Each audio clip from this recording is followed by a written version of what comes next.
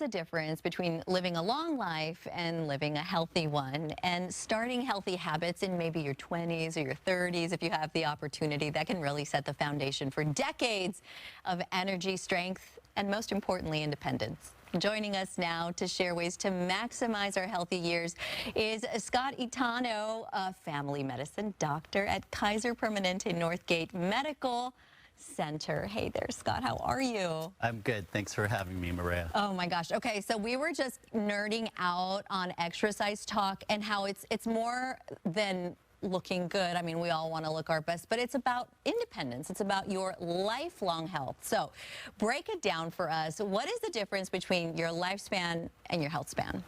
The difference between lifespan and health span is that lifespan's a number. It's really just how many years you live and your longevity. Health span, on the other hand, is how many years you live in good health. And good health being, free from chronic diseases and disabilities that hamper the way you want to live. And at the core of it, it's focusing on quality of life and not quantity, which I think resonates with a lot of us. Oh, I think you're absolutely right. I mean, I think that, if the majority of us would have the choice, right, it would be to live a long and healthy life. So explain to us what we might be able to do to achieve that goal. You bet. You want both quality and quantity. So in order to achieve that, a lot of factors are within your control. Actually, 60% of your health span is really the factors within your control and 40% genetic. And so when you're thinking about these factors, my number one tip is physical activity, like we were talking about. Your body and physical health, it's use it or lose it. If you're not moving your body, it will start to deteriorate and decline. So from a science perspective, 150 minutes a week of cardio or more. And if that's too much, at least 8,000 steps a week of walking. And that's been shown to decrease all causes of death. Okay, so at the beginning of this segment, we kind of talked about, it's a lot like your retirement account. If you start earlier, your odds are way better. But honestly, some people don't for a whole lot of reasons. So what if we're in our 40s or our 50s or our 60s or older still? Can we still do things to improve our chances at a healthy long life? It's never too late. And that is why I went to primary care and preventive medicine, because I truly believe in trying to prevent these chronic conditions so they don't impact your health. And so yes, just starting in your 20s, 30s, 40s, or wherever you're at, pick something that you know you can do with confidence that will help improve your health span. And then just start doing it today. And all those little things, if you do one small change every week, that adds up to a big impact. Okay, so I'm going to just... Please allow me to nerd out for a moment. We were talking CrossFit. We were talking about functional fitness. And I think so many young people perhaps don't realize that simply being able to get up off the ground is such an amazing goal.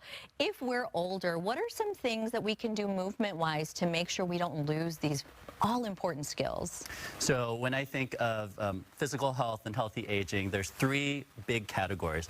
One is just the movement, like we mentioned, the walking, the cardio, and then there's strength training. So you need that for muscle and bone health for healthy aging. And so it can be anything from body weight exercises, right? If you're picking up young infants or things like that, or grandchildren, or doing yoga or Pilates. It doesn't have to be going to a gym, lifting heavy weights and feeling like a bodybuilder, but anything that gets your muscles and bones moving. On top of that, doing some type of stretching or yoga, that's for injury prevention, staying nice and limber, and that will really help you from getting hurt doing all these movements. Oh, that is such a great idea, and I know there's so many ways we can just begin the process. Now, I know there's a term that's called the health span, lifespan gap. What is that, and how has it changed? This sounds complicated. It's really not. Okay. It's just the difference between your health span and lifespan. Okay. So for example, if you live to be 100, your lifespan's 100. And if you live 90 good years of quality life, your health span's 90. So then you just take 90 from 100, your health span, lifespan gap is 10 years. The goal here is to shrink that as small as possible, because that means you're living with good quality for the majority of your life. However, with modern medicine, it's actually increasing. Oh. We are helping people live longer, but not necessarily with good quality of life.